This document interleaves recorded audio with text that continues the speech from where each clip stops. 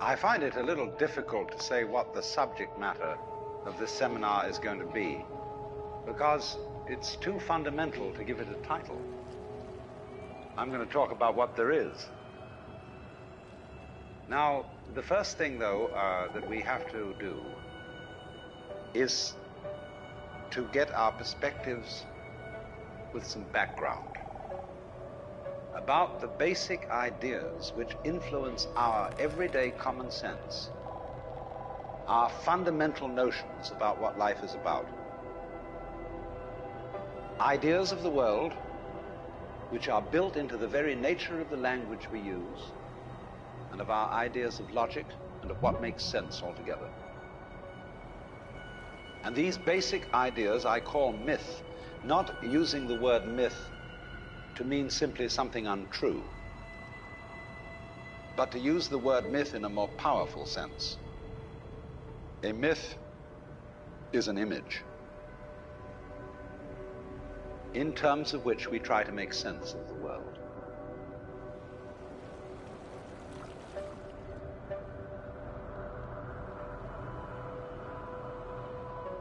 You, as a human being, you grow out of this physical universe in just exactly the same way that an apple grows off an apple tree. So let's say the tree which grows apples is a tree which apples, using apple as a verb. And a world in which human beings arrive is a world that peoples.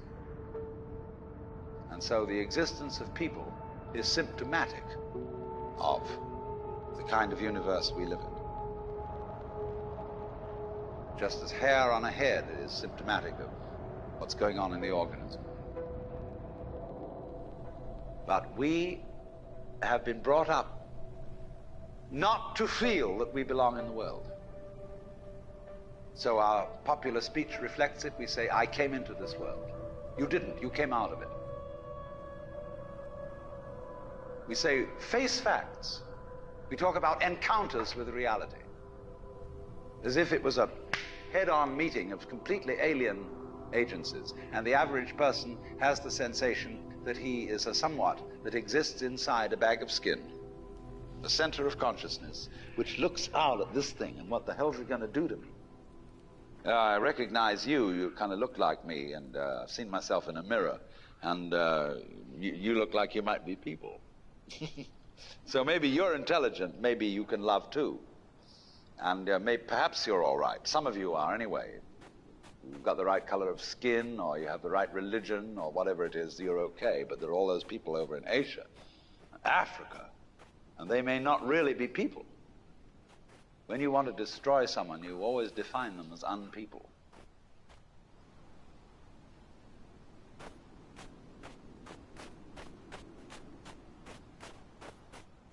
We have this hostility to the external world because of the superstition, the myth, the absolutely unfounded theory that you yourself exist only inside your skin. Now, I want to propose another idea altogether. Billions of years ago, you were a big bang.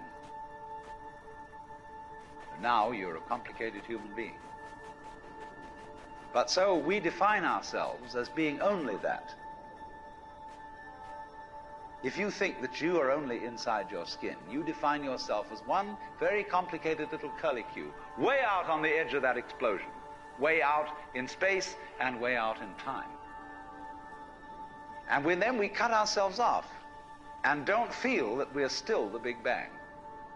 But you are. Depends how you define yourself. You are actually, if this is the way things started, if there was a Big Bang in the beginning, you're not something that is a result of the Big Bang. You're not something that is a sort of puppet on the end of the process. You are still the process. You are the Big Bang, the original force of the universe coming on as whoever you are. See, when I meet you, I see not just what you define yourself as, Mr. So-and-so, Miss So-and-so, Mrs. So-and-so, I see every one of you as the primordial energy of the universe coming on at me in this particular way. I know I'm that too. But we've learned to define ourselves as separate from it.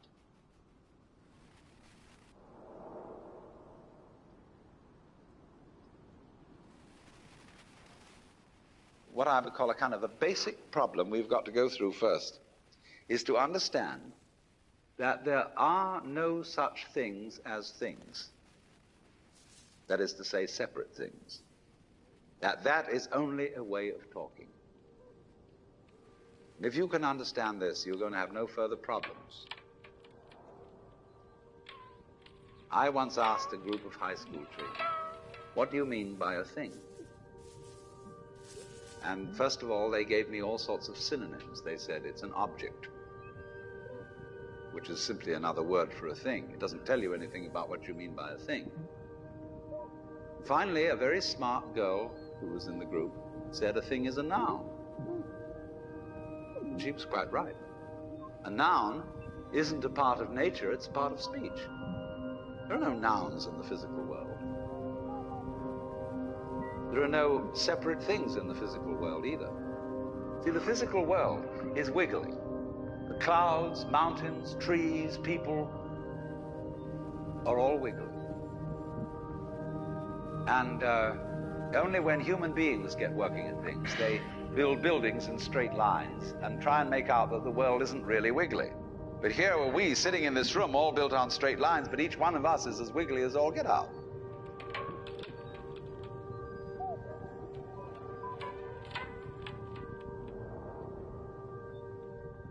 Now then,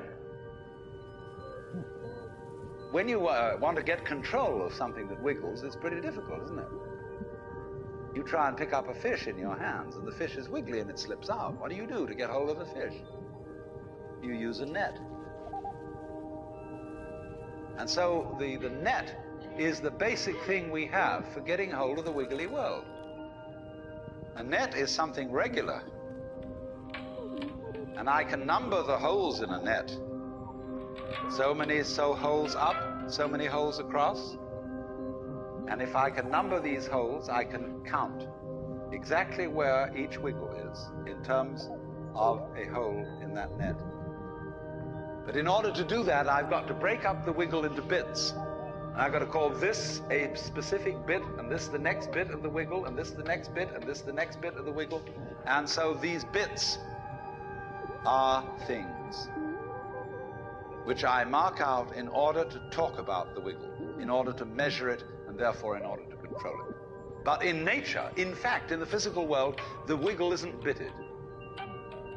So the world doesn't come thing. You and I are all as much continuous with the physical universe as a wave is continuous with the ocean. The ocean waves, and the universe peoples. And as the wave, I wave at you and say, you! The world is waving at me with you.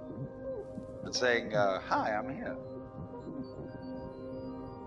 But the way we feel and sense our existence, being based on a myth that we are made, that we are parts, that we are things, our consciousness has been influenced so that each one of us does not feel that. We feel we have been hypnotized, literally hypnotized, by social convention into feeling and sensing that we exist only inside our skins, that we are not the original bang, but just something out on the end of it. And therefore we are scared stiff. Because my wave is going to disappear. And I'm going to die. And that would be awful.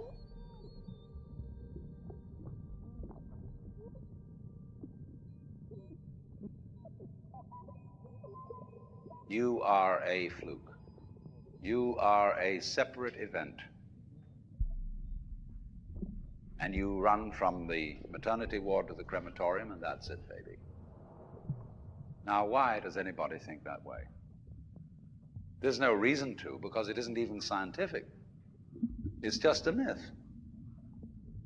And it's invented by people who wanted to feel a certain way. They want to play a certain game. Camus said there is only really one serious philosophical question, which is whether or not to commit suicide. Should you or not commit suicide? This is a good question. Why go on? And you only go on if the game is worth the candle. Now, the universe has been going on for an incredible long time. And so, really, a satisfactory theory of the universe has to be one that's worth betting on. That's it seems to me, absolutely elementary common sense. If you make a theory of the universe which isn't worth betting on, why bother? Just commit suicide. But if you want to go on playing the game, you've got to have an optimal theory for playing the game.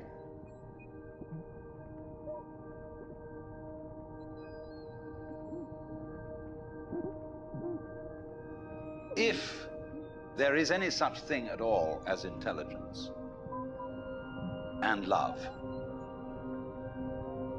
and beauty, well, you found it in other people. In other words, it exists in us as human beings. And as I said, if it is there in us, it is symptomatic of the scheme of things. We are as symptomatic of the scheme of things as the apples are symptomatic of the apple tree or the rose of the rose bush.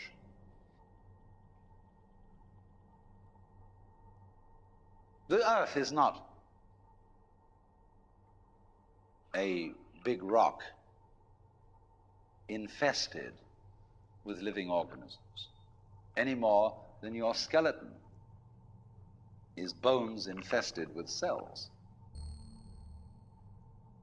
The earth is geological, yes, but this geological entity grows people.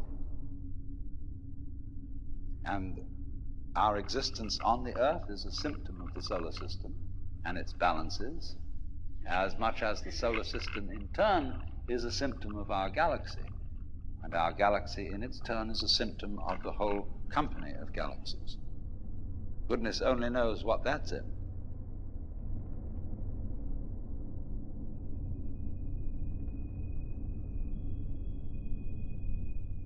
When, as a scientist, you describe the behavior of a living organism,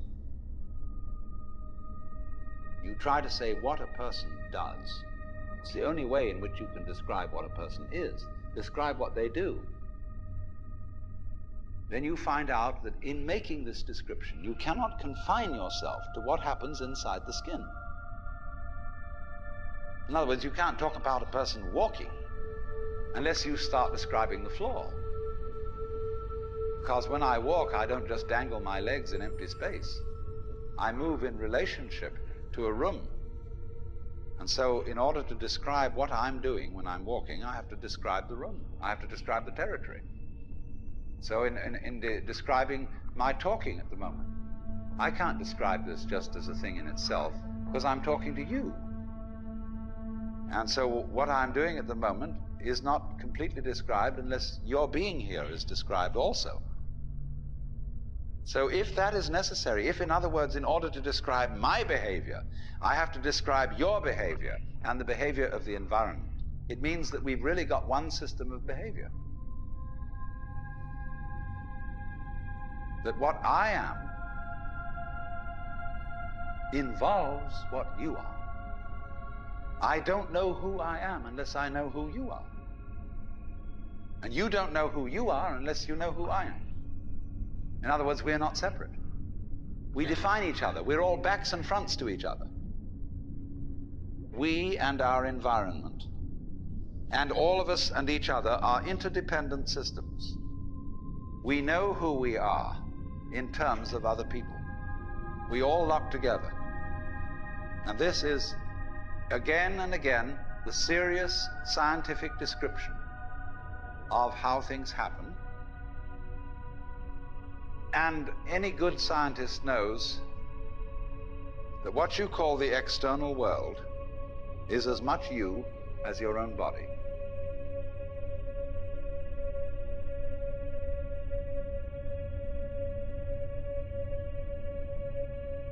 Your skin doesn't separate you from the world. It's a bridge through which the external world flows into you, and you flow into it.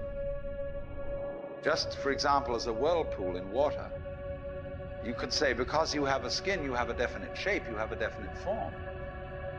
The whirlpool is a definite form, but no water stays put in it. The whirlpool is something the stream is doing. And exactly the same way, the whole universe is doing each one of us. And I see you today, and I recognize you tomorrow, just as I would recognize a whirlpool in a stream. I'd say, oh yes, I've seen that whirlpool before. It's just near so-and-so's house on the edge of the river, and it's always there. So in the same way, when I meet you tomorrow, I recognize you. You're the same whirlpool you were yesterday. But you're moving. The whole world is moving through you. All the cosmic rays, all the food you're eating, the stream of steaks and milk and eggs and everything is just flowing right through you. When you're wiggling the same way, the world is wiggling, the stream is wiggling you. But the problem is, you see, we haven't been taught to feel that way.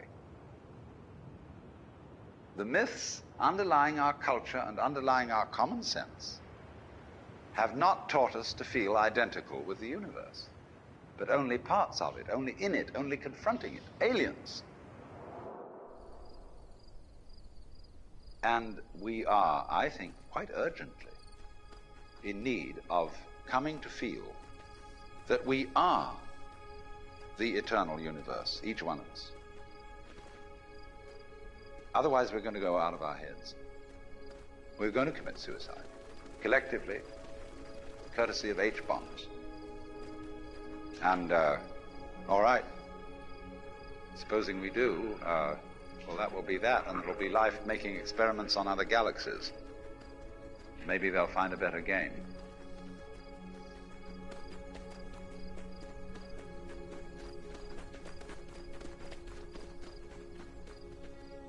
I wonder if it's ever struck you how curious a thing it is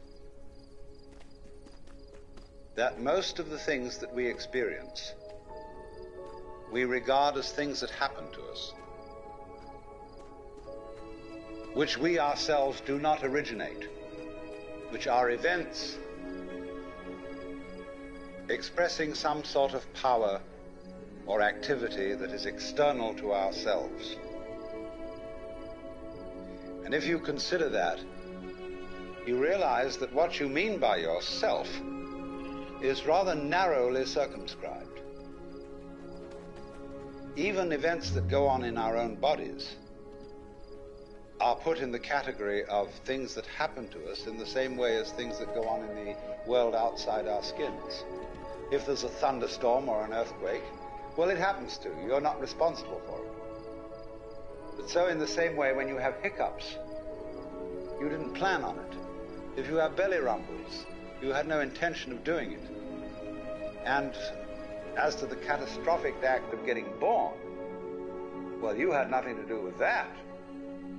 And you can spend all your life blaming your parents for putting you in the situation in which you find yourself. And this way of looking at the world in this sort of passive mood as something that happens to you goes right down to our general feeling about life. It goes down to the way in which we have been accustomed to look at human existence as a precarious event in a cosmos that, on the whole, is depicted as being completely unsympathetic and alien to our existence.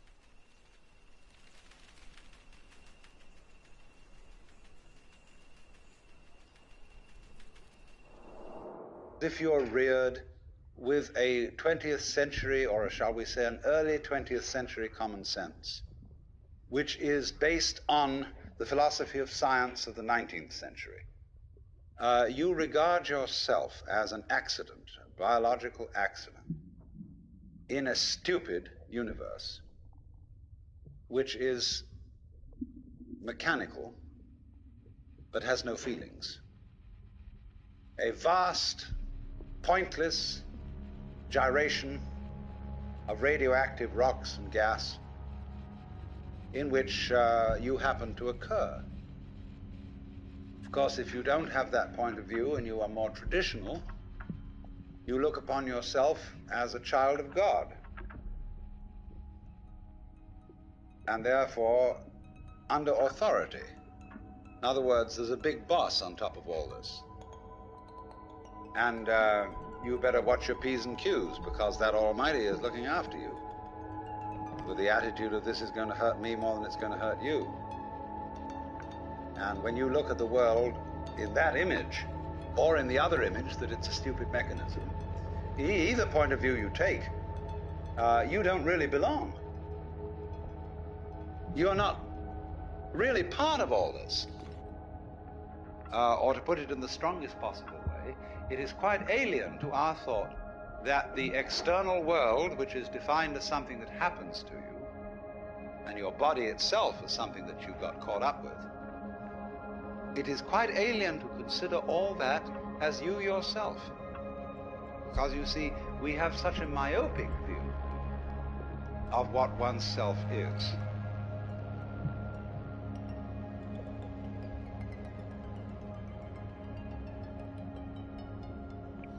Now, we come here to an extremely important principle, which is the different points of view you get when you change your level of magnification. That is to say, you can look at something with a microscope and see it a certain way. You can look at it with the naked eye and see it in a certain way. You look at it with a telescope and you see it in another way. Now, which level of magnification is the correct one? Well, obviously, they're all correct. They're just different points of view. When we examine our bloodstreams under a microscope, we see there's one hell of a fight going on. All sorts of microorganisms are chewing each other up. And if we got overly fascinated with our view of our own bloodstreams in the microscope, we should start taking sides, which would be fatal, because the health of our organism depends on the continuance of this battle. What is, in other words, conflict at one level of magnification is harmony at a higher level.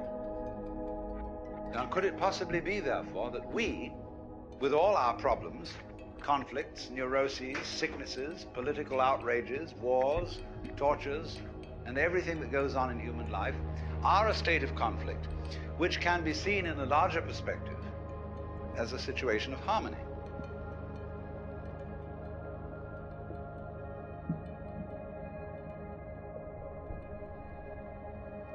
And you could say, aha, at last I see, I got the point. I've seen how all this makes sense. But what this insight depended upon was your overcoming the illusion that space separates things. That is to say, the space, the interval between your body and mine. The interval created by birth at one end and death at the other. And then after somebody's death, then somebody else's birth. These are events with intervals between them. And normally we regard these intervals in time and these intervals in space as having no importance, no function. We tend to see the universe itself as really consisting in all the stars and galaxies. That's what it is. That's what we notice.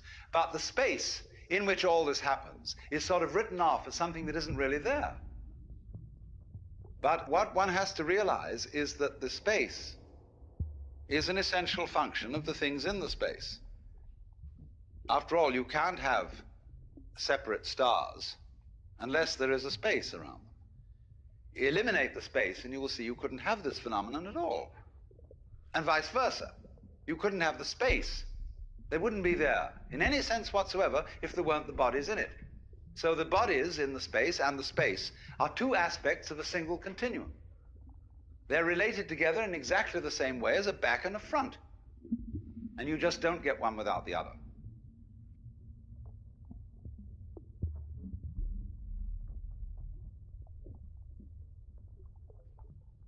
So the moment you see that intervals, that space is connective, you can understand at once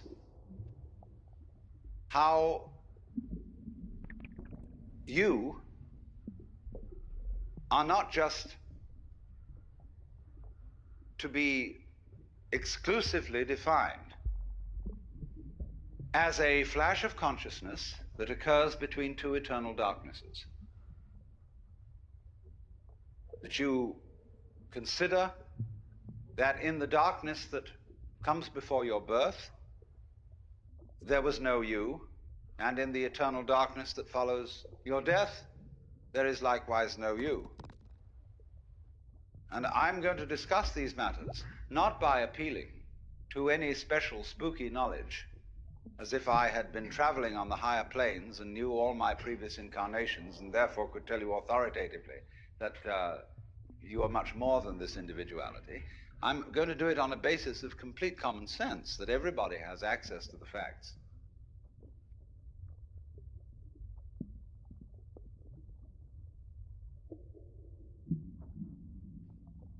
Life is a pattern of immense complexity. And what you call yourself as a living organism, say, I am my whole body at the very least. Now, what is that body? That body is recognizable, and I recognize my friends when I meet them again, and you recognize me. Although the last time any of you saw me, I was absolutely something entirely different from what I am now. Just as the flame of a candle is never a constant. A flame of a candle is a stream of hot gas. Only you say the flame of the candle as if it were a constant. Well, it is a recognizably constant pattern, but in exactly the same way, we are all constant patterns. And that's all we are. The only thing constant about us at all is the doing rather than the being. It's the way we behave, the way we dance. Only there's no we that dances. There's just the dancing. There is no thing that whirlpools. There is the whirlpool. And in the same way, each one of us is a very, very delightfully complex undulation of the energy of the whole universe.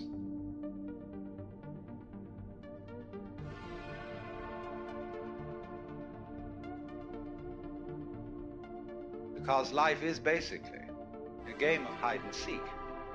Because life is pulsation. On and off. Here it is, and now it isn't. And by being this pulsation, we know it's there. Now, from those very tiny fast rhythms, which give us the impression of continuity, there are also in this universe immensely slow rhythms. And these are very difficult for us to keep track of. And they impress us and depress us as our own life and death, as our coming and going, which goes for what is to us such a slow pace that we can't possibly believe that it is really a rhythm. We think of it as our birth, as something quite unique that could never occur again, because we're so close to it, you see, and it's moving so slowly.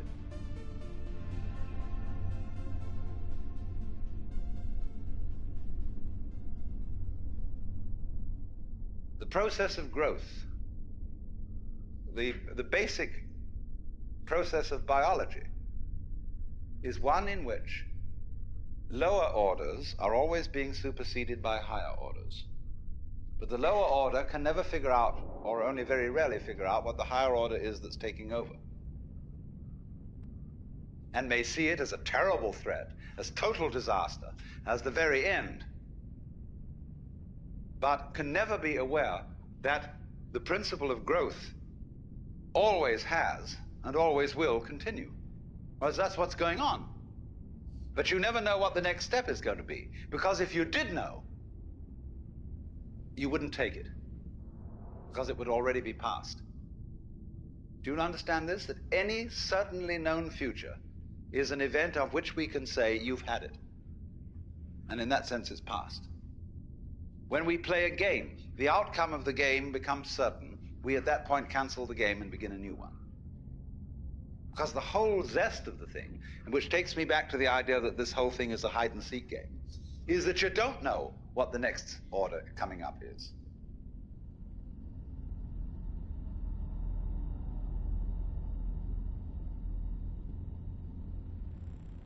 we have this rather myopic way of looking at things. And we screen out from attention anything that is not immediately important to a scanning system based on sensing danger. But quite obviously, you as a complete individual are much more than the scanning system. You are in relationships with the external world that on the whole are incredibly harmonious. The energies of life in the form of temperature, light, air, and food, and so on, are streaming through you all at this moment in the most magnificently harmonious way. When anything is constant, it says, okay, that's safe, it's in the bag, needn't pay attention to that anymore. And therefore, we eliminate systematically from our awareness all the gorgeous things that are going on all the time, and instead only become focused on the things, the troublesome things that might happen to upset it. Which is all right, but we make too much of it. We make so much of it that we identify our very selves, I, ego, with the radar, with the troubleshooter. And that's only a tiny fragment of one's total being.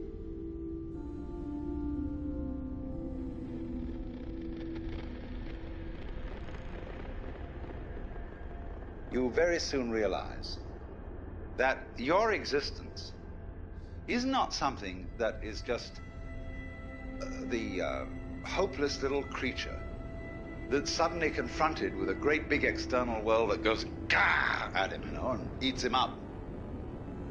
Every tiniest little thing that comes into being, every minute little fruit fly or gnat or bacterium, I will go so far as to say, is an event upon which this whole cosmos depends. This thing goes both ways. It's not only that every little organism which exists depends on its total environment. The reverse is also true, that the total environment depends on each and every one of those little organisms. So that you could say this universe consists of an arrangement of pattern in which every event is essential to the whole thing. Now, we screen that idea out of our consciousness in exactly the same way that we screen out the perception of space as an important reality. Just as we pay attention to the figure and ignore the background, so we see one way of looking at things, mainly that the organism is very frail against the environment. It lasts a long time, the environment, but the organism only lasts a short time. What do you mean the environment lasts a long time? What does the environment consist of? Just a lot of little things. When you get far enough away from all the organisms and the little bits of things, you see the environment in another scale of magnification. But actually, the whole thing is arranged in a polar system where the enormous depends on the tiny and the tiny depends on the enormous. And you get a relationship between these extremes, which can be called a transaction. They always go together. So in this way, we are always, as it were, overemphasizing a certain aspect of our experience.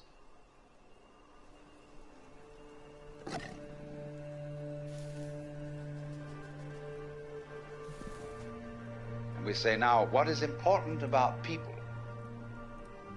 Is their unique individuality. And we have been given an immense psychic investment in our own individuality by our upbringing. What are you going to amount? What are you going to contribute to human life? What's your particular destiny going to be? It's a fine idea. But the thing we don't understand is that it won't work, this great idea, without being balanced with its opposite. Just as you can't have the back without the front. So you cannot have the values of a unique personality unless at the same time everybody recognizes that there is another level at which we are not unique at all, but that I am you and you are I. See, every one of you feels that you're the center of the universe, and that everything else is happening around you in a circle. You can turn around and you can see sort of equally far in all directions, especially if you're in a ship in the middle of the ocean. So you're in the middle. And it's true from the standpoint of astronomy. We live in a curved space-time continuum, that is to say, in a universe at which every point may be regarded as the center. Consider a sphere. Here's a ball. What point on this ball is the center of its surface? You can see at once that any point can be the center of its surface. So legitimately, all points in the universe are the center.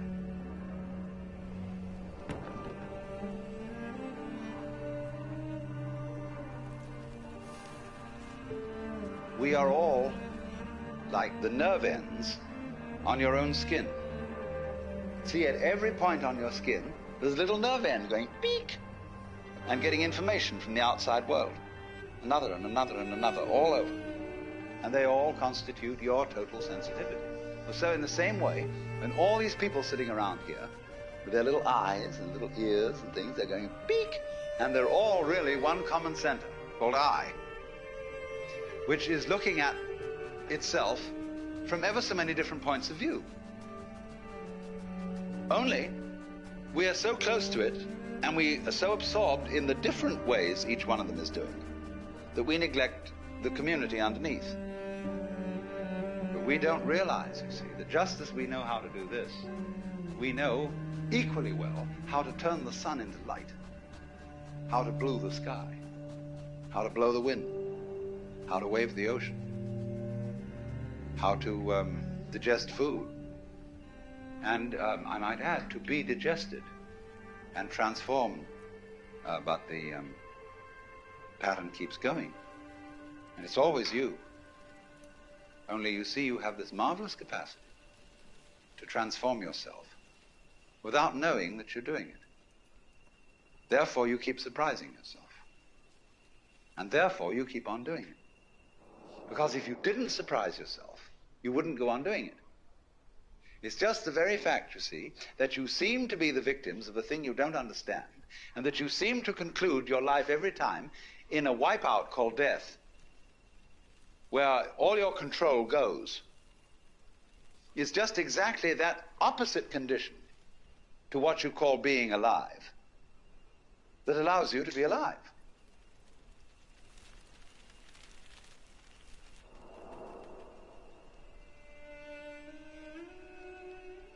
One of the first things which everybody should understand is that every creature in the universe that is in any way sensitive and in any manner of speaking conscious regards itself as a human being. That is to say, it knows and is aware of a hierarchy of beings above it and a hierarchy of beings below it. If you take such a tiny creature as a fruit fly, which lives only a few days, it is aware of all sorts of weird little animals and objects and spores floating in the atmosphere which we don't even notice unless we've got a microscope around. And it criticizes them as being inferior animals and all that sort of thing, whereas human beings are things that it doesn't comprehend. They're as much outside its intellect as a quasar is outside ours. And we see these far-off objects floating in the heavens, and we have only the vaguest idea of what they may be. But there is, I think, a fundamental principle that everybody must understand, and that is the principle of relativity.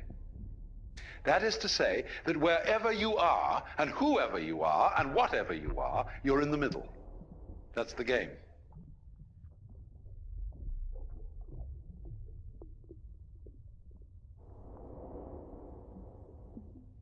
When you stand and you can see a horizon all around you to exactly the same distance, you're in the center of a circle because your senses extend a certain direction in all directions and therefore give you the impression of being in the middle. Now, everything in the world feels like that. And also it has its own kind, which look natural to it. You see, spiders and hydras and sea urchins and so on don't look very natural to us. We say, well, I wouldn't want to look like that. But they say when they see us, well, what kind of an awful thing is that? And what a lot of nonsense it does. Because the definition of a person is where you look from. And they, you see, in their situation, feel just as cultured as we can possibly feel. And they have their distinctions and their snobberies, just in the same way that we do. Because you see, they dig all sorts of things that we don't even notice. We think a person is cultured because they play the piano or the violin, or they read poetry, or they have a big library and they have paintings all around, and they have a fancy house and so on. And we say, well, there's a person of culture. And we can see at once that this is really some rather elegant human being. But when you get down into the world of fishes, they have exactly the same thing. Only, instead of depending on collecting a lot of books and things like that, it is the precise way, the very subtle wiggles of a tail, the little tremors of vibration that makes one fish a very superior fish as compared with other fish. And all the other fish look at that one and say, oh my, to be like that, what a genius. To be able to do just that little extra thing, see? Because they're very sensitive. Even airplanes in formation can't begin to do what birds and fish can do in their communal swirling dances that they do.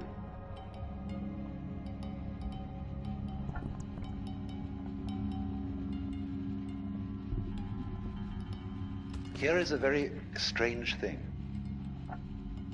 That every creature, therefore, which feels that it is human, and which knows that it's there in the same way as you know you're here, experiences being here as constituting a sort of blockage, the sensation of a certain tension which constitutes the feeling of I-ness, of there-ness, of being here.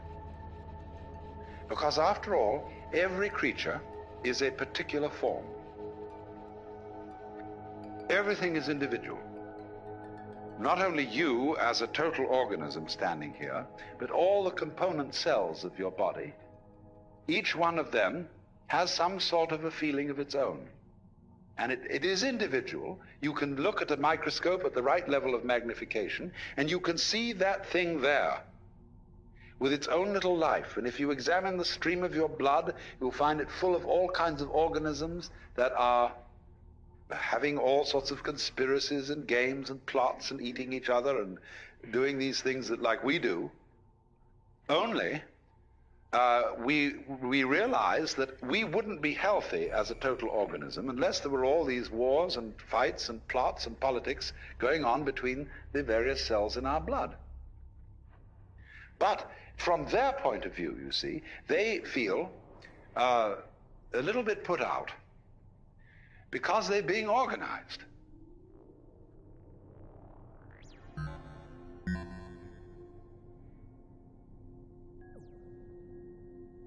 There is this sensation of practically every living being of constituting a center of tension and of resistance. That is to say, of being a little bit blocked, or shall I say, of being in the way, being in one's own way. Imagine the opposite. Let us suppose, for example, that you got up in the morning with a feeling of total transparency. There's no resistance in your organism to the external world. You just float through it. You're part of it, it's part of you. And just in the same way, for example, that when you see, if you see well, you aren't aware of your eyes. But if there's something wrong with your eyes, and you see spots in front of you, then you are looking at your eyes, and the eyes are getting in your own way. And so in exactly the same way, the perfect form of man is unaware of himself. because he doesn't get in his own way. He is thus, in this sense, completely transparent.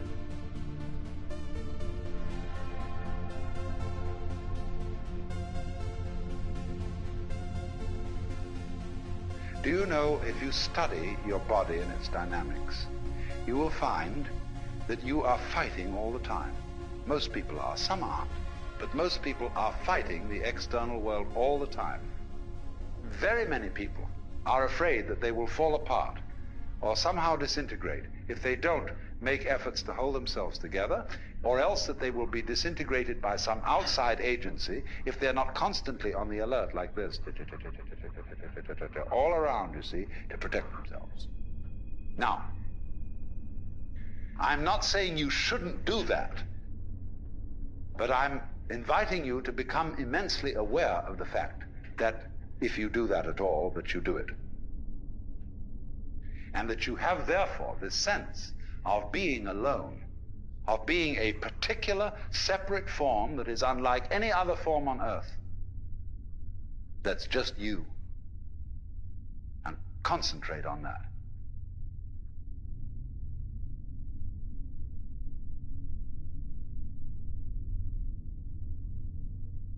As you focus on that sensation of distinctness, we'll even call this one separateness, the thing to do with all feelings that you don't like is to experience them as deeply as possible and go into the inmost depths of loneliness, and indeed, let us say, the inmost depths of selfishness. Because you see, the sensation of being you, this curious, lonely center of awkward sensitivity, subject to the most peculiar feelings and pains and anxieties and all that sort of thing, all that is an essential prerequisite for feeling something else. These two experiences go together. So what anyone or any being whatsoever who has a sense of centrality, who has a sense of selfhood, who has a sense of identity, that sense of identity is inseparable from something else going on that is defined as not being me, as not being under my control, and that may jump at any time.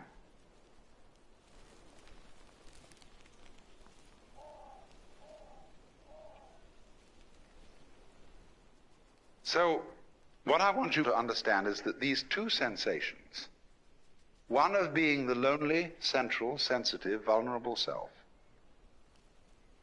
living in the midst of a world that feels other, but is not under your control,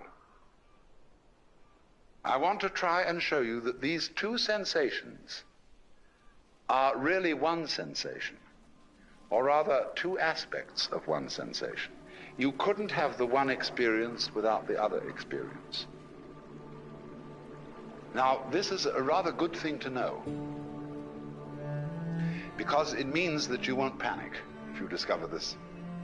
People who suffer from chronic anxiety are always in doubt, you see, about this relationship between what I feel as myself and what I feel as something else.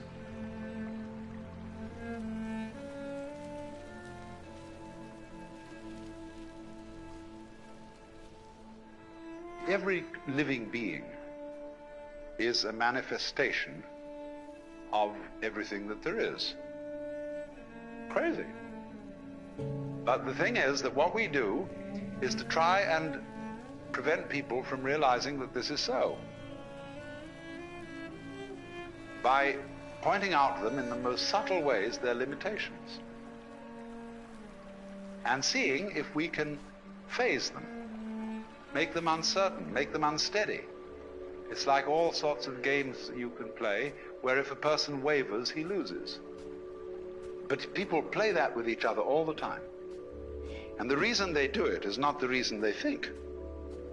It is that if everybody were perfectly clear that they were a manifestation of the divine being, nothing very much would happen. But so as to keep everybody a little bit unclear about it, the whole thing bugs itself and creates these little doubts.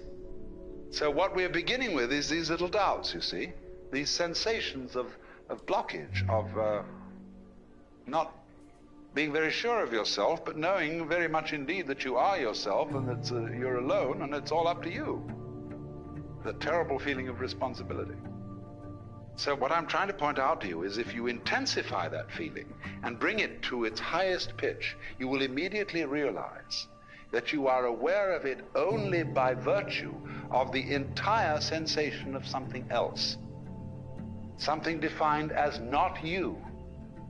So the feeling of not you and the feeling of you are relative. They go together, and you can't have the one without the other. And if you can't have the one without the other, that means there's a secret conspiracy between the two. They are really the same, but pretending to be different. Because the whole idea is if there wasn't a difference, you wouldn't know anything was happening. There'd be just yourself echoing back at you, you see. And you'd feel like a madman in a hall of mirrors, where everything you went was just yourself, you see, in all directions, just you. Well, that's no fun.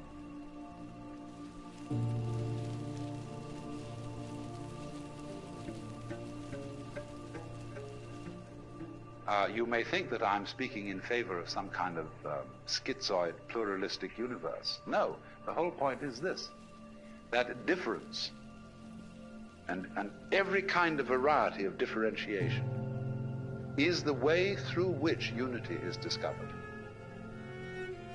And the fact that men and women, for example, as a primordial kind of difference, never can really understand each other is tremendously exciting. Because that's a way by which something happens. If it makes a difference, then it's there. If it doesn't make a difference, it doesn't matter. And what doesn't matter doesn't exist, because it has no matter. So when you get this extreme sense of your own existence as a rather painful fact in the middle of everything else, the everything else feeling and the you feeling are two poles of one and the same process. So that the real you is what lies between these poles and includes both of them. This is one of the oldest ideas in the universe, that the universe is the interplay of difference, and the primordial difference is between up and down, back and front, black and white, is and isn't, male and female, positive and negative.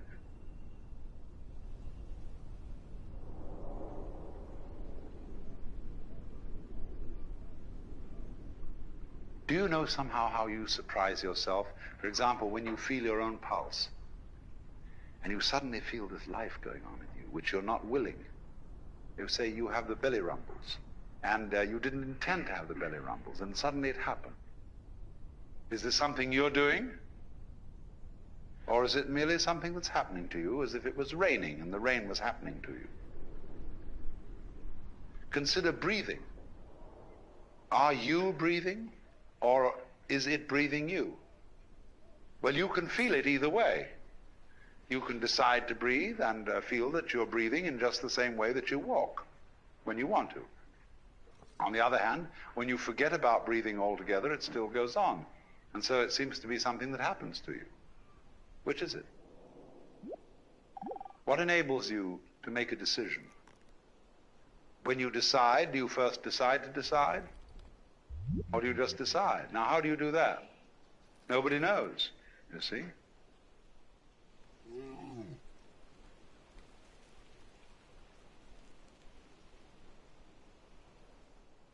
That's a funny thing, then.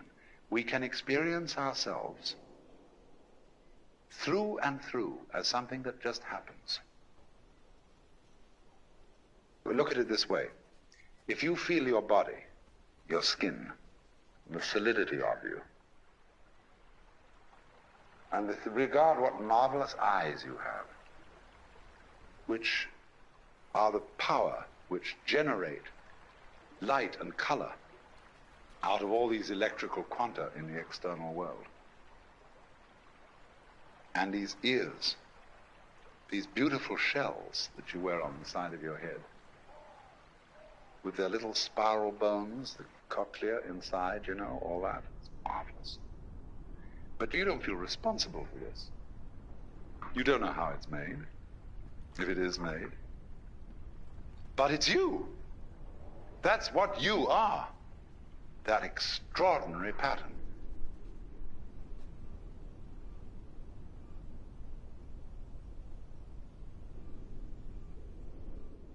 The extraordinary thing is, you see, that this is you. This extraordinary, marvelous arabesque of tubes and bones and cartilage and myriads of interconnecting electronics and nervous systems and everything wonderful. But you can feel it, all of it, as if it was just happening to you. But if you want to feel it that way, then you've got to go the whole way, and you've got to feel that your decisions just happen to you. And that the thing that you call yourself, to which things happen, is just something that happens. You don't know how you manage to be an ego, how you happen to be conscious. That just happened too. So happenings happen to a happening. When you get that way, that's a very interesting road to run. But you can try the other way. You can extend it and say, now look here. If I really am my eyes, although I don't understand them, I mean, that is to say, I can't describe it in words. This is me. It's an extraordinary thing, but it is. But I don't understand how it happens. But then, you see, that's the whole point. If you will accept the idea that you are your own eyes, and your own heart, and your own ears with that wonderful spiral cochlea inside, and all these amazing gadgets here. You're all that. Now, therefore, by a little extension of the imagination, you can very well see that if all those subtleties inside you feel other than your conscious ego, but nevertheless are one with it, the same argument will go for all the other things going on around you. The sun shining, the stars twinkling, the wind blowing, and the great ocean restlessly pounding against these cliffs. That's you too. You don't control it, of course, because there has to be something about you you don't control, or you wouldn't be you. Because to understand the principle of relativity is there's no self without other.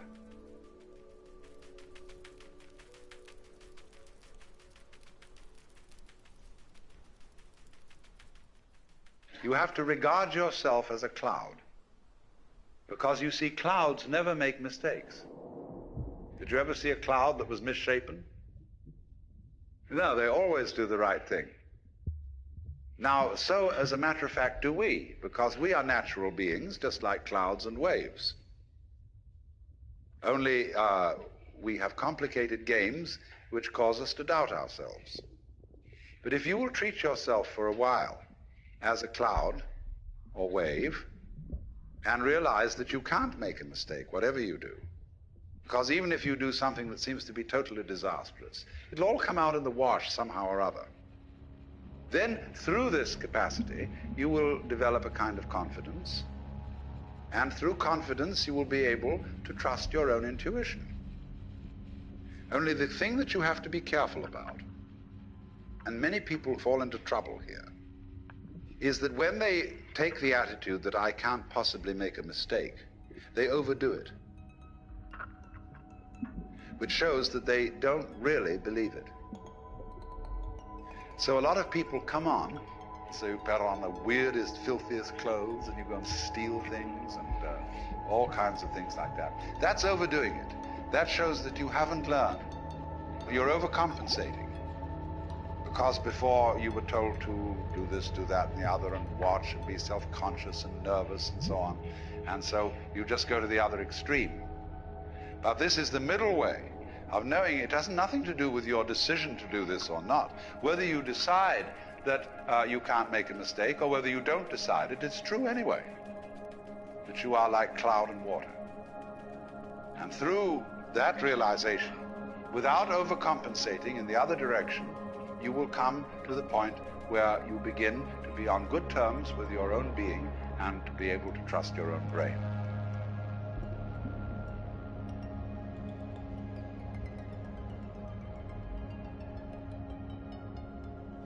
Everything in the world, knives and forks, tables and chairs, trees and stones, are indescribable. We can't say anything about everything. Because in order to say something about something and state it logically, you have to be able to put it in a class. Now, classes are intellectual boxes. When you play games like animal, vegetable, and mineral, you've got there 3 boxes.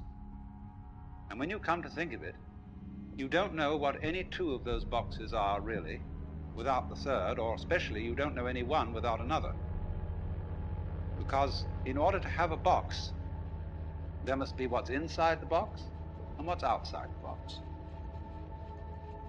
And then by this method of contrast, we can make a logical discussion about things. But then, when you come to something which is completely all-inclusive, to what fundamentally is, then you're without a box, and you can't talk logically. Of course, you can distinguish is from is not, but only in a very limited way, as I can say, I have a pen in my left hand, I do not have a pen in my right hand. And from this we abstract the idea of to be and not to be, is and isn't.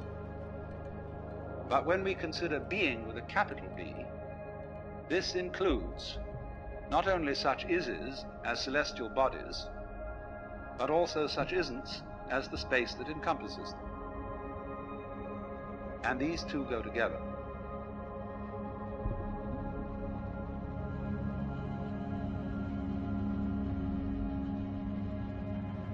A perfectly logical person would say that the notion of the self as the fundamental reality in which everything else exists is meaningless. And of course, from a logical point of view, it is. But at the same time, just because something cannot be put into a logical category does not indicate that it isn't real. It's saying that the self in each one of you is really at root one. Just in the same way that you have all over your body millions of nerve ends. Each one of those nerve ends is, as it were, a little eye.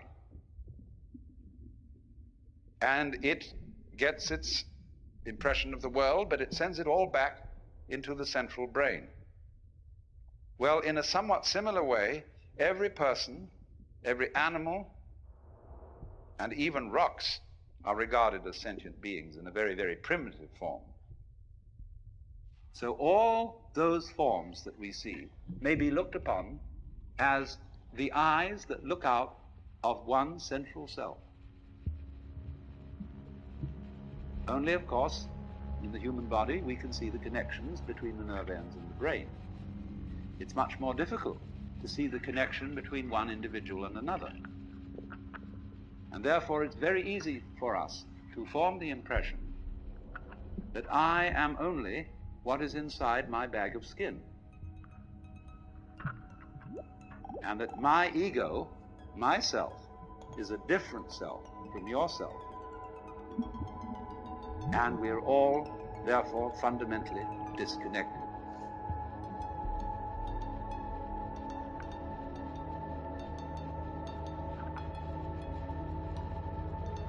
No person exists alone. And we need, in order to live, the cooperation of a community, of a society, not only of people, but also of plants, many kinds of animals, insects, bacteria, air. Every kind of thing that is around us is as essential to our being as our heads.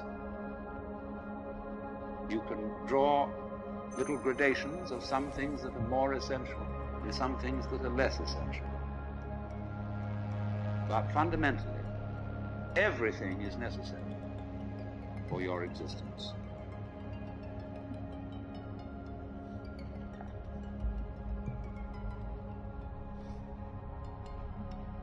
So your apparent disconnection, the fact that you are not tied to other people with umbilical cords or some kind of wiring that gives you one mind.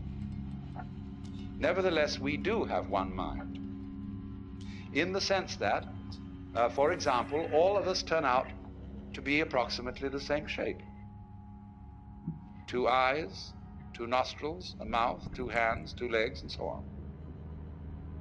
But going yet deeper, we find that it's somehow a necessity of thought that there be some sort of a something which is the common ground of all these universes, all these galaxies. And that ground is the self. Now that's quite a startling point of view, because what it's saying is, you see, that you are basically the works.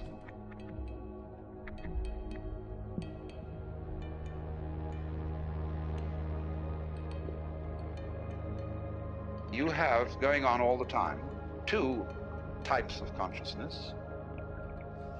Number 1, the things you notice. And you notice things by having words or other symbols which you attach to them. It's very difficult to notice a thing for which you don't have a name and which you can't classify by some sort of image or shape. There are peoples, of course, who notice things that we don't notice. Eskimos have 5 different words for snow, because snow is very important to them, and to us it's all just plain snow. There are all kinds of variations in language according to what people notice. So there's noticing consciousness, which we have courtesy of notation. But then there's also consciousness which doesn't notice, but nevertheless is highly responsive. You are responding at the moment to all kinds of stimuli coming to your nerve ends, which you don't notice at all. The way you are sitting is a response to unconscious stimuli. The way you adjust yourself and move, the way your heart beats, the way you breathe, the way you see. You don't know how you do that. You're doing it, but you don't know how it's done. So you see, consciousness in the ordinary sense, that is, say, conscious attention, doesn't notice everything. It only notices very little of the world.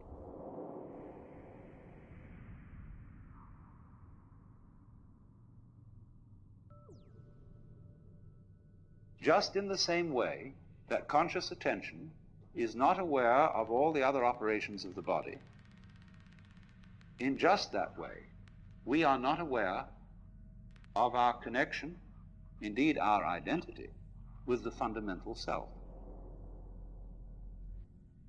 We go to sleep at night, and then we wake up, and because the physical brain is still there, we remember everything that happened the day before.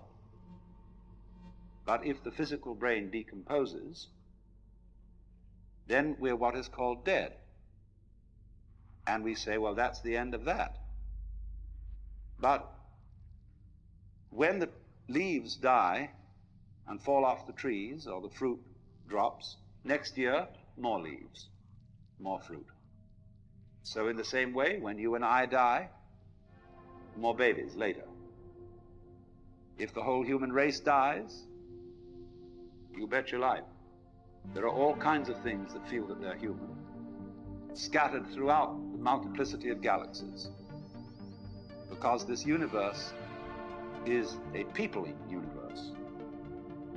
But because we are unconscious of the intervals, we are not aware of the self with our conscious attention when conscious attention isn't operating.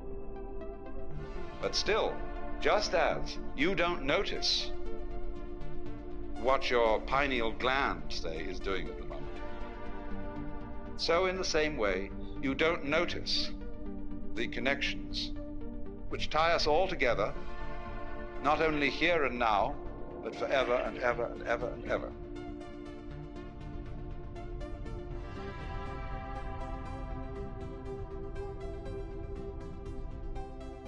The basic reason why we don't notice the self is that the self doesn't need to look at itself. A knife doesn't need to cut itself. Fire doesn't need to burn itself. Water doesn't need to quench itself. And a light doesn't need to shine on itself. Nevertheless, it is possible, in a certain way, to become aware of oneself in this deepest sense, to know that you are the totality, to wake up from the hallucination that you are just poor little me, from that kind of hypnosis, and discover that you are simply something being done by this vast, indescribable self, which is out of time, which has no beginning, no end, it neither continues nor discontinues. It's beyond all categorization whatsoever. So when you are trying to know the self, you have to get rid of every idea in your head and see this everyday world just as it looks now, but see as clearly can be that it is all the self.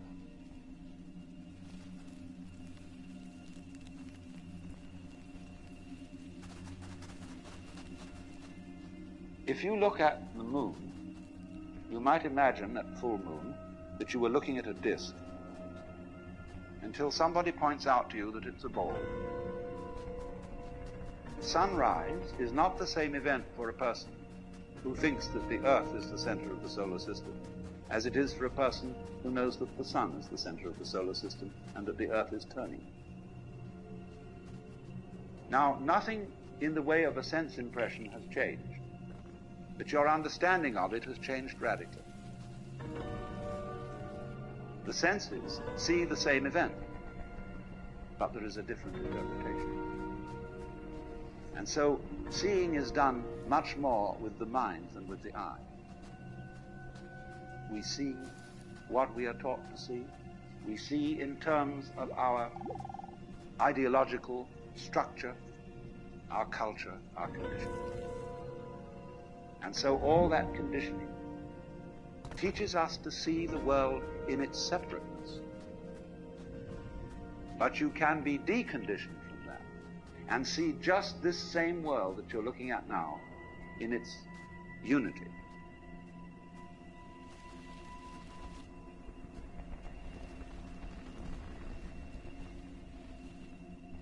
You must understand that when we talk of things, people, houses and waters and mountains, that thinking about them that way emphasizes their difference. It stresses differentiation.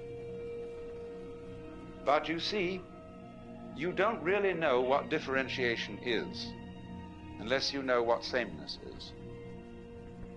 Just as you don't know what to be is unless you know the meaning of not to be. And the boundaries of things which outline them, we say, well, I begin maybe up here, and above my head it's not me anymore. So this cranium thing, this skull with hair on top of it, divides me from space. True if you want to look at it that way, but it's equally true that my cranium joins me to space. Imagine what would happen to me if there weren't any space around me. My outline would thereupon disappear. Because you see, every boundary needs two sides, the inside and the outside. And you can't separate them.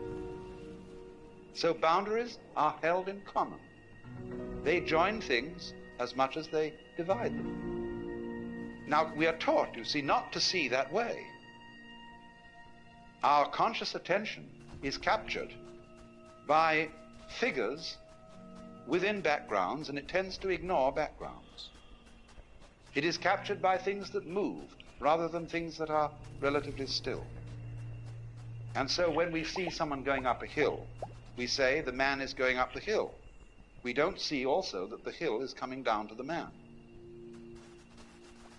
Every pull is also a push, and every push is also a pull. So you can become aware of this tremendous interconnectedness of everything.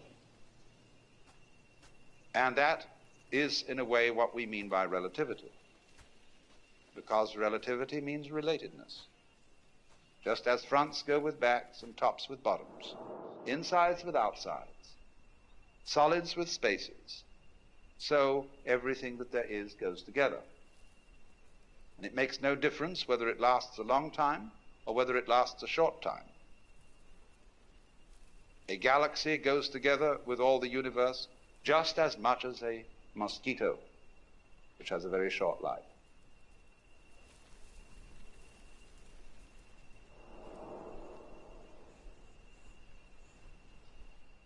From the standpoint of the self, time is completely relative. You can have, if you scale it down, as much time between two of those very rapid drum beats as you can in eons and eons and eons. It's all a question of point of view or level of magnification. Change your magnification on your skin. Take out a magnifying glass, and you don't see the familiar skin anymore. You see all the pores with hairs sticking out. Change it again and get a microscope, and you see cellular structure. Get an ion microscope, and you see molecules. And we know that it can get smaller and smaller and smaller, and that the spaces between these minute units are so vast that they're comparable to the distances between the sun and planets in scale. So also with time. So in this sense, there could be vast, vast universes full of empires and battleships and palaces and brothels and restaurants and orchestras in the tip of your fingernail. And on the other hand, we could be all going on in the tip of somebody else's fingernail.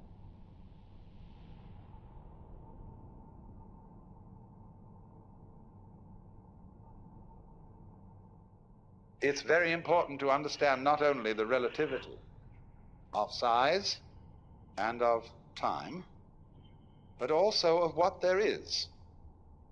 Now, as you know, the human senses respond only to a very small band of the known spectrum of vibrations. We know through instruments of quite a vast spectrum,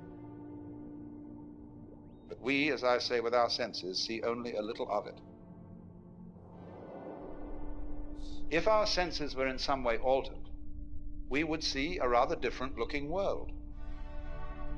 We can do this, of course. We can put on special lenses to enable us to see heat. And then we see all the heat radiations coming out of people. And we say, well, I never noticed that about you before. But so in the same way, you see, there are infinitely many possibilities of vibration and of organs sensitive to those vibrations. So that there could be worlds within worlds within worlds, spaces within spaces, just like the many, many wavelengths of radio and television, going on forever and ever in all directions. The possibilities are infinite. But having senses and noticing is a selective process. It picks out only certain ones, just as when you play the piano. You don't take both arms and slam down all keys at once. you select. And so perception is a kind of piano playing. It is picking out certain things as significant, that is to say, as constituting patterns. And the whole universe seems to be a process of playing with different patterns. But whatever it does, whatever it plays, in whatever dimension, on whatever scale of time or space, it's all on the self.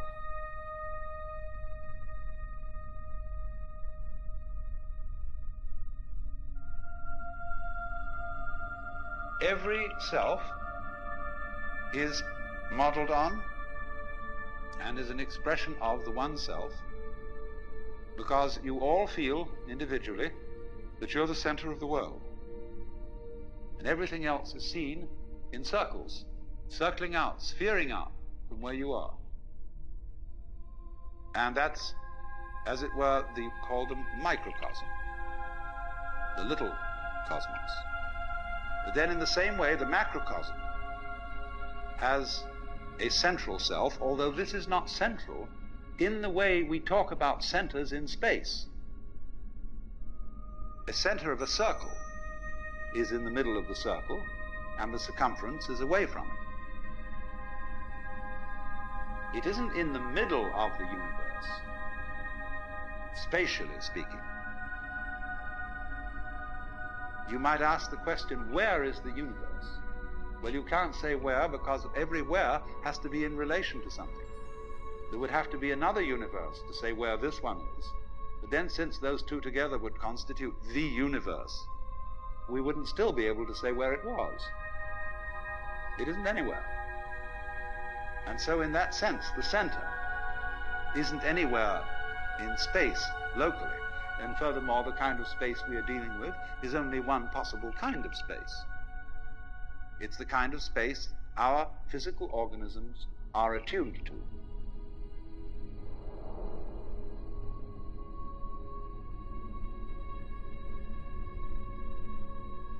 What is this that I call I? That's one of the very fascinating questions. It teases us out of thought to think about death in the sense of going to sleep and never waking up. Imagine that. And you find you can't. And yet it's a thought that, although you can't get to grips with it, it remains fascinating. Also the question, how is it suddenly that you awakened into this world? Where were you before? And that's the same sort of weird question as what it would be like to go to sleep and never wake up. What was it like to wake up having not previously gone to sleep? It's very mysterious. But as you go on and plumb this question, you begin to develop the feeling that your existence is exceedingly odd. In many ways odd. Odd because it is here and it so easily might not have been.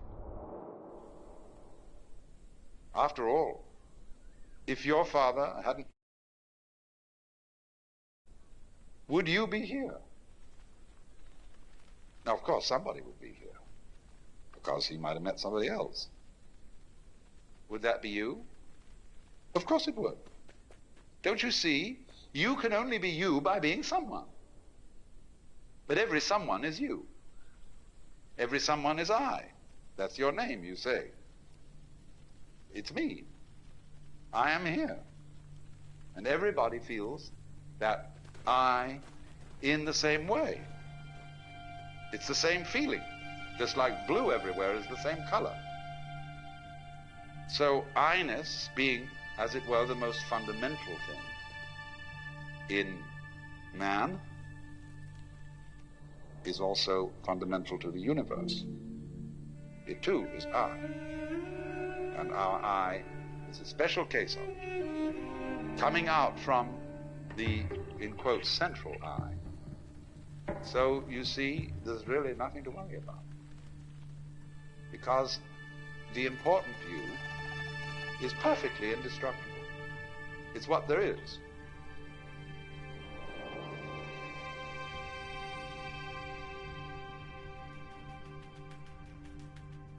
You must remember, of course, that the word play and the word game have many levels of meaning. We are accustomed to use the word play in opposition to work and to regard play as trivial and work as serious. "You're only playing with me," says a girl to a suitor. "You're not serious." We also use the word play in a non-trivial sense. We say, "I went to a play."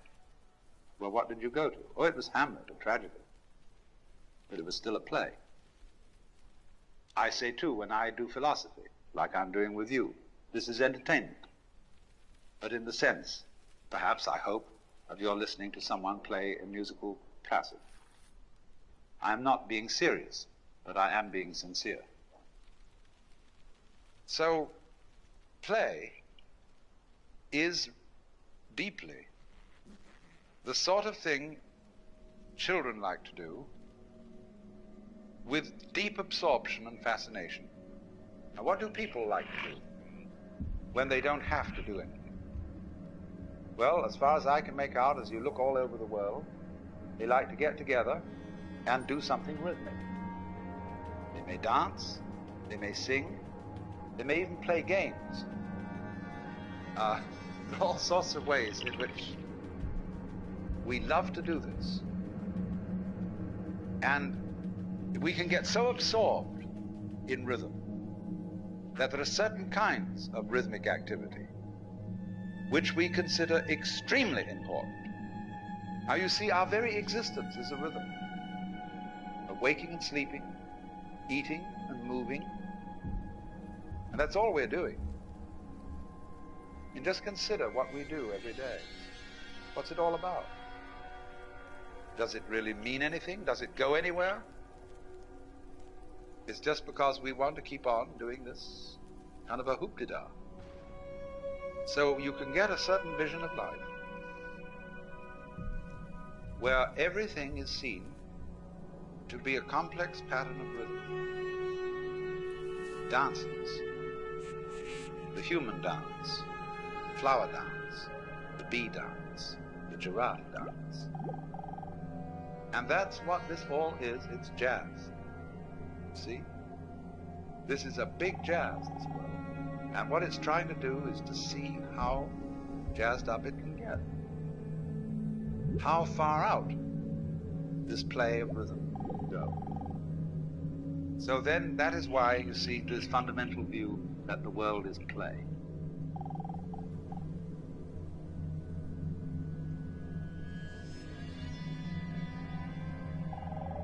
And so in all this, you see, when you get a game going of this kind, there comes the point of what you might call emotional investment. When you feel that the outcome of this particular feature in the game is urgent. See, this matters. And it's up to you what you think matters. We teach our children what matters, what's important for them to learn. And we teach them basically that it's important to live. You must go on. That's terribly important. But when you see you have this terrifying urgency to go on and feel you must, this is important, this matters, we screen out of our consciousness the fact that this is our own volition and our own game, because we are captivated by the illusion of the necessity and the importance of going on, to keep other people going on, to keep children going on, to keep this thing up. And the difficulty is that as we become disturbed and anxious about this, it's more difficult to keep the game going. In proportion as we are frightfully concerned to survive, we start fighting other people.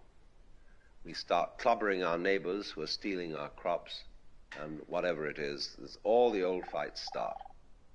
And it is these fights which, more than anything else, at the moment, you see, are endangering the entire human project.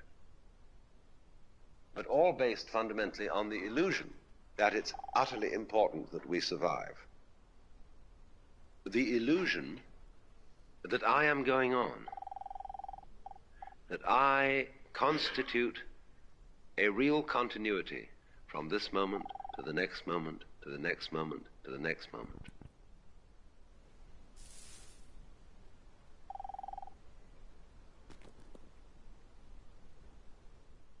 What are you afraid of losing when you die? Why?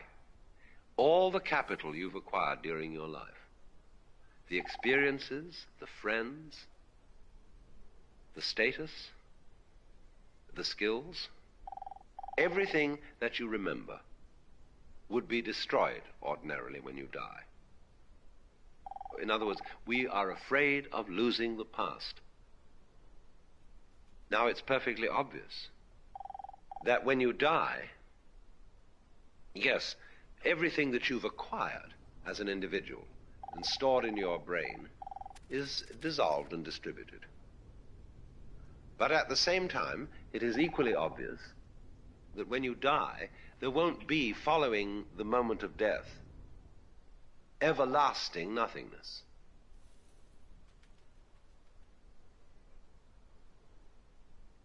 When you die, you're always reborn, just as you were before.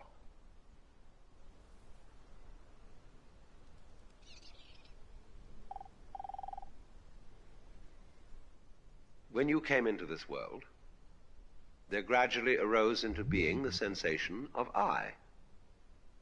And it stays there a while, it goes through a development, and then it drops off.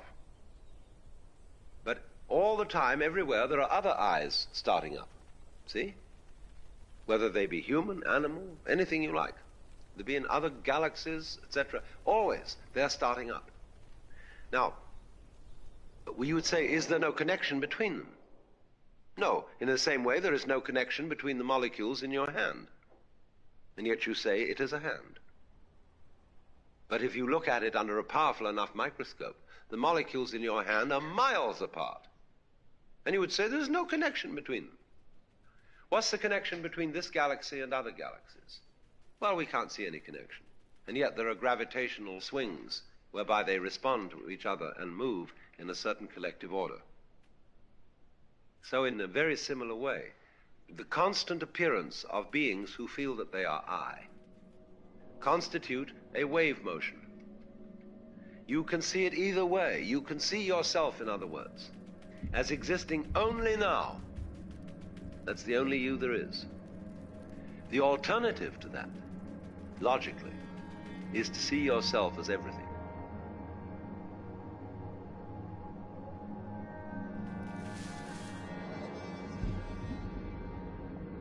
So everybody is involved in playing the game of life in a way that goes beyond play and becomes deadly serious.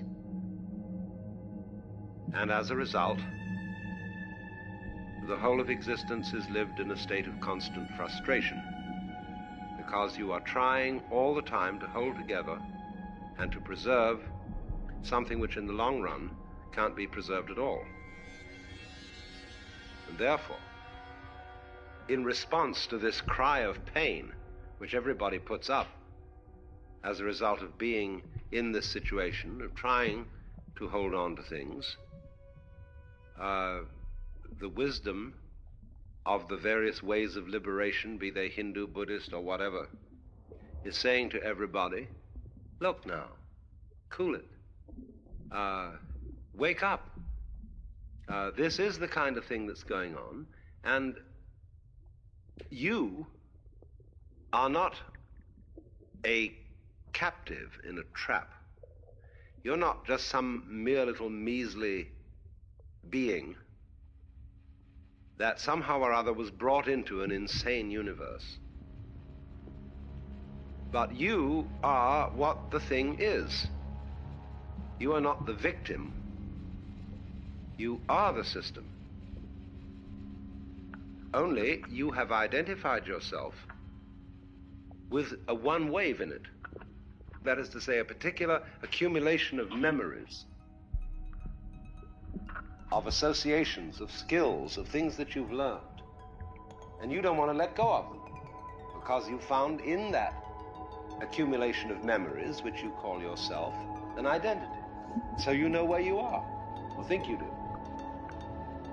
But actually, you don't need to be anywhere. Where is the universe? Think up an answer to that one. And so the question, where is the universe, is really ultimately the same question as where are you?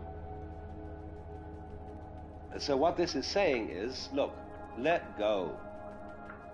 It's all right to play the game, be involved, work out the various intrigues, problems, creative projects, and so on that life involves. That's fine. But if you get involved in it so that you're hung up, this deprives you of delight and joy in playing the game. So the point is to get people unhung up on the whole thing.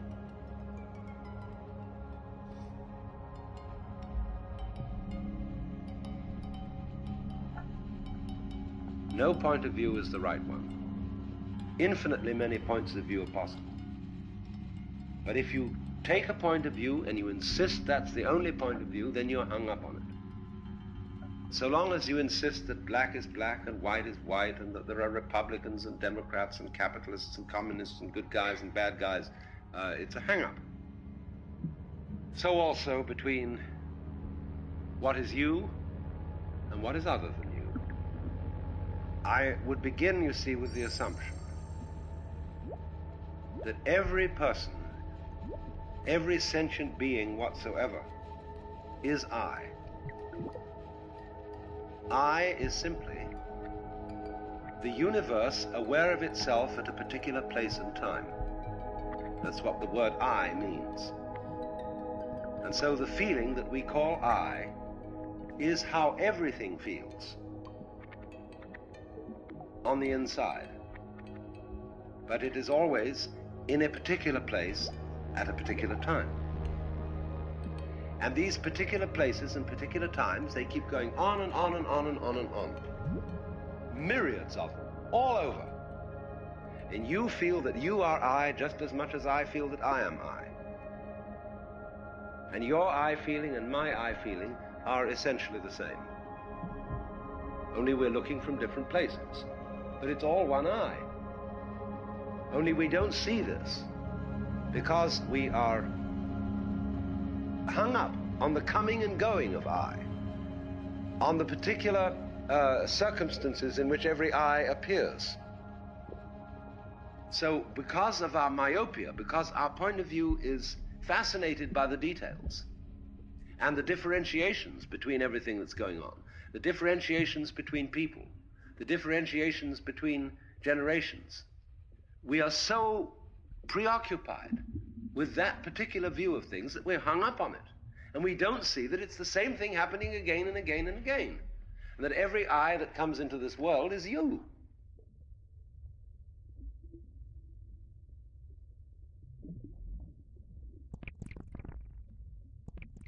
All I's are I, wherever soever scattered, because you see, this is the place, at the point called here and now, this universe knows itself on the inside. You look around you, and you see everything, as it were, presenting an exterior to you. But my relationship to the other is always seeing life on the outside. However much I get down to the tiniest cells that constitute your nervous system, if I go down into the molecules, I go down into the atoms, I'm still regarding them from the outside. The only point at which I know the thing on the inside is where I am. Then I have inside knowledge of what everywhere else appears to be outside. So to realize inside, there must, of course, at the same time be outside. To realize self, there must be the counterbalance of other. Because it's like black and white, it's like back and front. They're inseparable.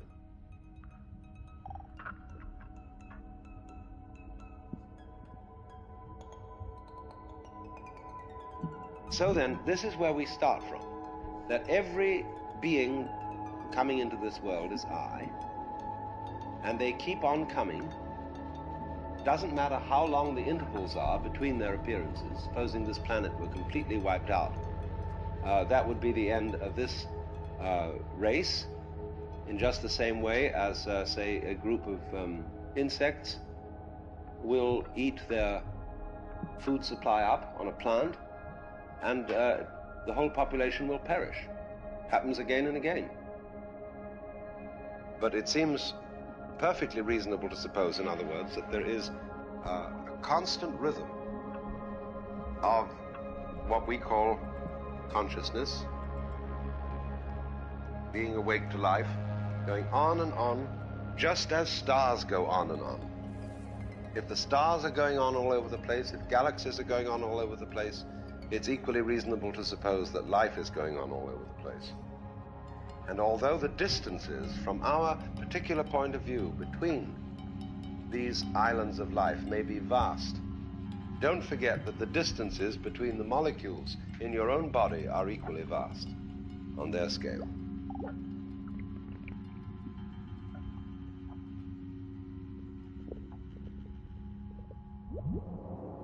Distance, space, isn't just removal. Space isn't just nothing.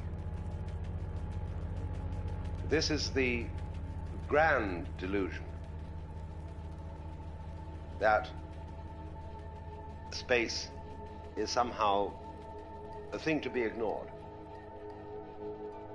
This is very clearly explainable in terms of the Gestalt theory of perception. The Gestalt theory of perception is that we notice the figure and ignore the background. We notice what is a relatively small enclosed space and ignore the more dispersed.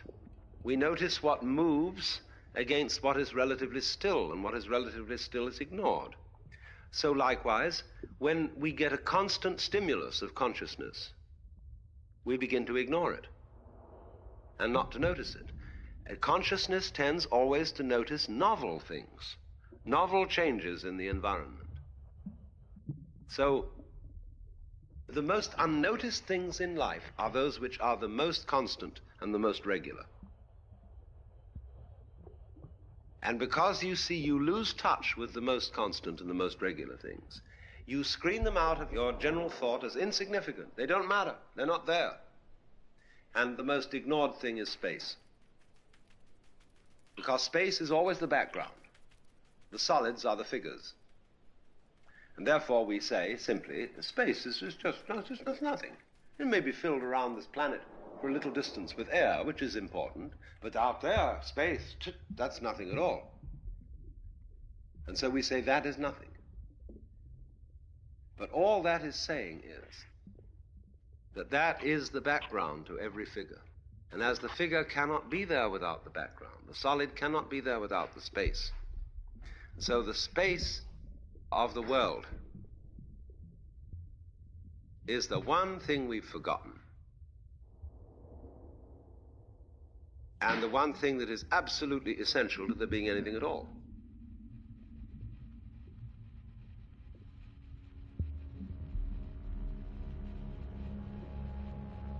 So then, we must realize that what we call separate things, separate molecules, separate lives, separate planets, separate stars, separate galaxies, are joined by space. Space, in other words, is a relationship between solids. You would not be able to think about space without a relationship between solids. But so goes for everything. It is how it is spaced that creates the significance and interest of any being whatsoever. You say, for example, the human body consists of about 95 cents worth of chemicals. But how it's arranged Playing a violin by a great master is just scraping cat's entrails with horsehair. But how it's done. See? So the order of the way things are distributed is the magic.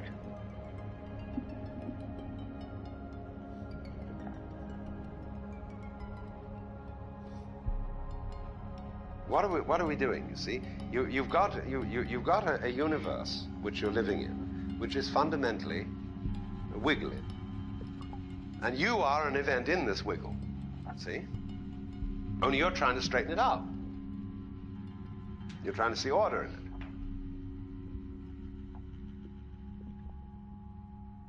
And your doing this is itself a wiggle. After all, you may say, one or two things in here are straight, you know? And it's their nature to go that way, to be orderly things, to be straight things, or whatever other quality you want to put on. And we are like that. We are something in this which has it in its nature to arrange it this and that way, to want to see things straight. But actually, there really isn't anything in the whole arrangement that is the right way of doing it. And there isn't anything in life, in your life, that is supposed to happen. You're not supposed to live to be 80 or to die when you're 23. So, liberation is the realization there is no way that things are supposed to be. You are, you know, you're what there is. It's up to you to decide. See? But there's no way it has to happen. But on the other hand, if you want to feel that there is some way you would like to arrange this, I mean, we can start pushing these things around, you know, and put them in some kind of an order. That's okay, too.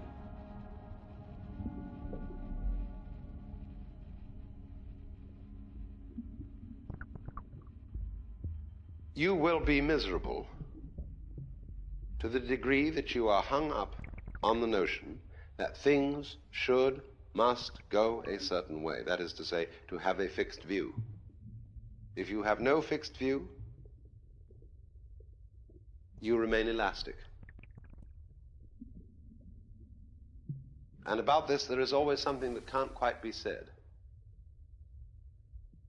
When we say, I have no fixed view, it sounds as if I were just a non-entity, like a moron. But there's another sense of an empty mind than that. Not the moronic empty mind, but the lively empty mind. The empty mind that can either let it alone or project patterns onto it. And especially do both. So that instead of saying what you really ought to do is to project no pattern onto the world and realize that it's all fundamentally senseless, is to say always do both at the same time. Project the patterns, but realize at the same time there is no fixed view that you should take. This is exactly the same thing as being able to realize that there are rights and wrongs and things that should be done and should not be done, but at the same time there's another point of view from which you can see that everything that happens is right the way it is, and that human life never makes an aesthetic mistake, just as the patterns of the clouds and of the foam never make aesthetic mistakes.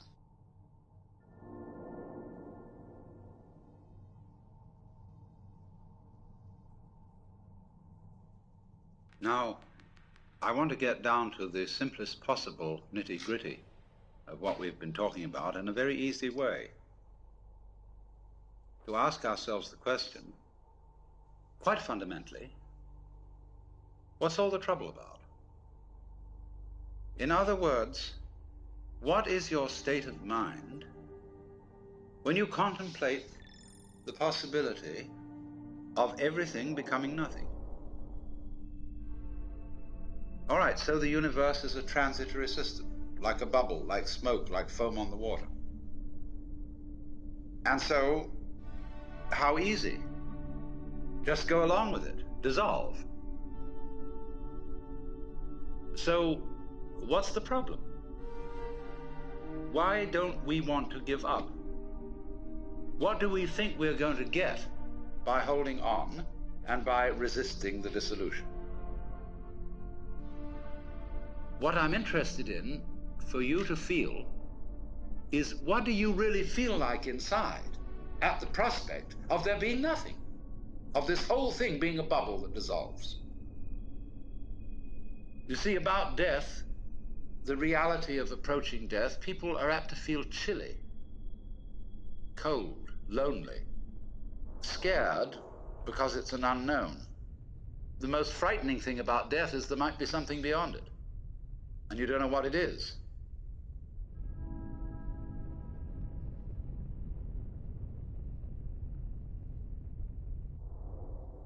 The world is full of threats, mostly from other people. And there are monsters.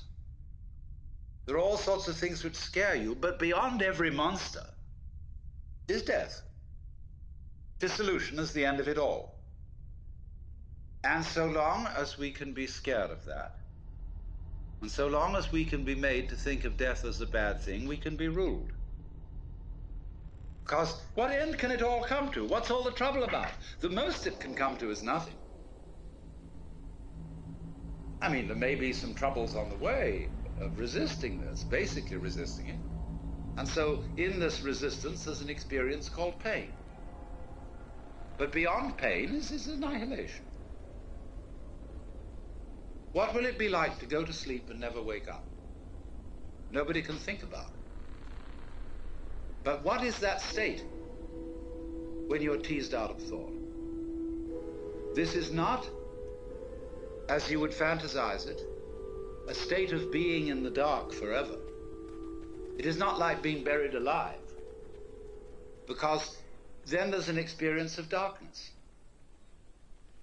Now, so, when you really think about nothingness, it becomes like how your head looks to your eyes.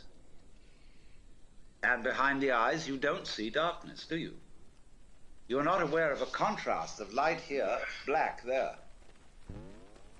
Behind the visual field, there is simply nothing conceivable at all, neither darkness nor light.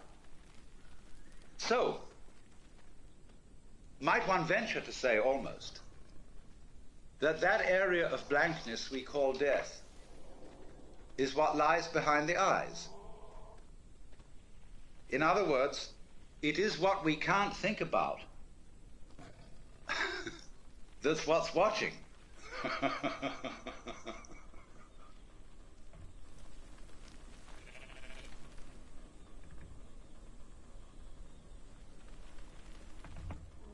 Use your imagination for all it's worth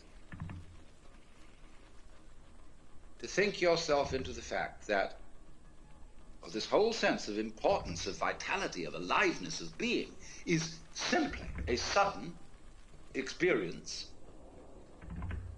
which was nothing before it started and will be nothing after it's over.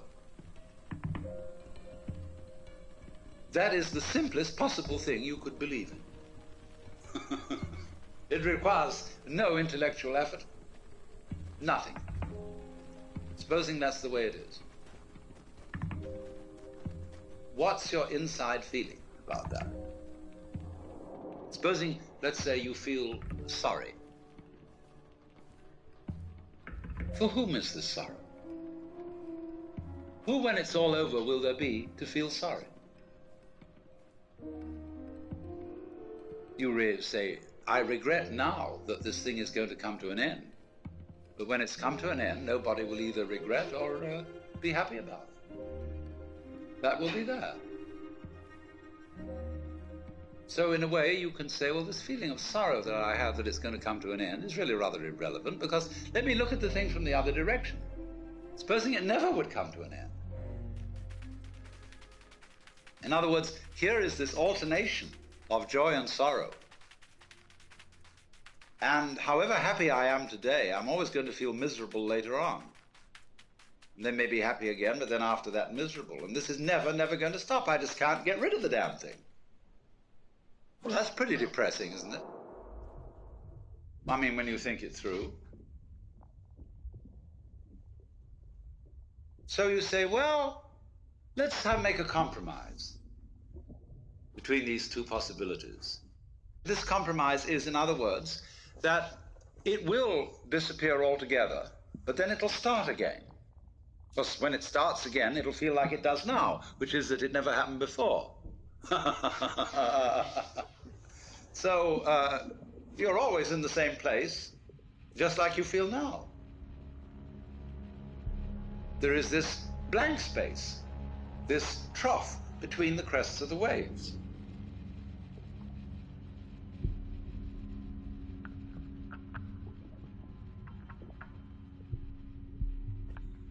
Now I'm going to pull a fast one on you. So, every time an incarnation occurs, it feels like this one. See, it might be quite different. We might be reincarnated in another universe as beings of an altogether different shape. Not at all like human beings. But because we were used to it, we would feel that that was the human shape. We would say, well, that's natural. Obviously, that's the way things are. So naturally, if you appeared in the form of a spider, you would look around at other spiders and say, well, yes, of course, this is natural shape to be in. This is the human shape. Something that is not us looks at us and thinks we look perfectly terrible. I mean, imagine how you look to a fish. Clumsy, cumbersome, stupid-looking thing. Because a fish is so elegant and graceful and can slide through the water so beautifully. The human beings can't even swim properly. So don't you see that in every world that comes into being, or could come into being, it seems just like it seems now. And every species that you could belong to would seem like this one. It would have its up end of what is highly intelligent and its low end of what is not so intelligent. You would be aware of superior forces and inferior forces. But the things that appear to be above us are great natural processes. Only we think they're rather stupid, only very tough, too strong for us. Earthquakes, the elements. But at any rate, whatever level you're on, it always appears to be the same one. Therefore, naturally, don't we? We feel we're in the middle. We feel, for example, with the telescope, that there is a world greater than us that is infinitely greater.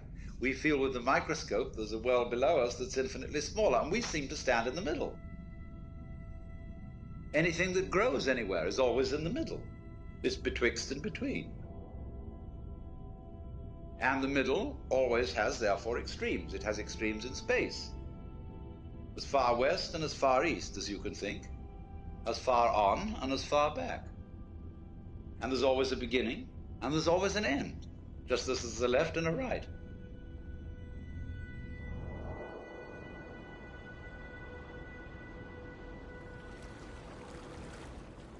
If you are aware of a state which you call is, or reality, or life, this implies another state called isn't, or illusion, or unreality, or nothingness, or death. There it is. You can't know one without the other. And so as to make life poignant, it's always going to come to an end. That is exactly, don't you see, what makes it lively. Liveliness is change, is motion. So, you see, you're always at the place where you always are. And you think, wowee, a little further on we'll get that thing. I hope we don't go further down so that we lose what we already have. But that is built into every creature's situation, no matter how high, no matter how low. So, in this sense, all places are the same place. And the only time you ever notice any difference is in the moment of transition. When you go up a bit, you gain. When you go down a bit, you feel disappointed, gloomy, lost.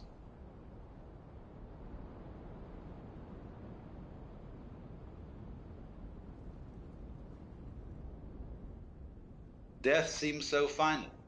Nothingness seems so very, very irrevocable and permanent. But then if it is, what about the nothingness that was before you started? So don't you see? What we've left out of our logic, and this is part of the game rule of the game that we are playing, the way we hoodwink ourselves is by attributing powerlessness to nothingness. We don't realize that is a complete logical fallacy. On the contrary, it takes nothing to have something. Because you wouldn't know what something was without nothing. You wouldn't know what the form is without the background space. You wouldn't be able to see anything unless there were nothing behind your eyes.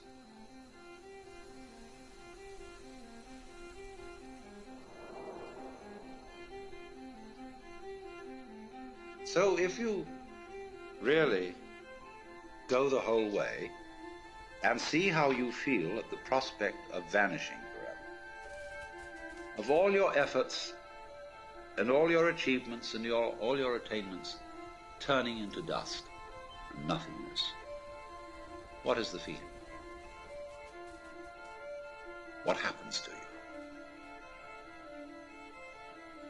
Do you see, in a way, how that is saying the most real state is the state of nothing? That's what it's going to all come to. But if somebody is going to argue that the basic reality is nothingness, where does all this come from? Obviously from nothingness. Once again, you get how it looks behind your eyes, you see. So cheer up, you see, by seeing that nothingness is the fundamental reality, and you see it's your reality. Then how can anything contaminate you? All the idea of your being scared and put out and worried and so on is just nothing. It's a dream. Because you're really nothing. But this is the most incredible nothing. All the sun, moon, and stars, and the mountains and rivers, and the good men and the bad men, and the animals and the insects, the whole bit, all are contained in void. So out of this void comes everything, and you're it. What else could you be?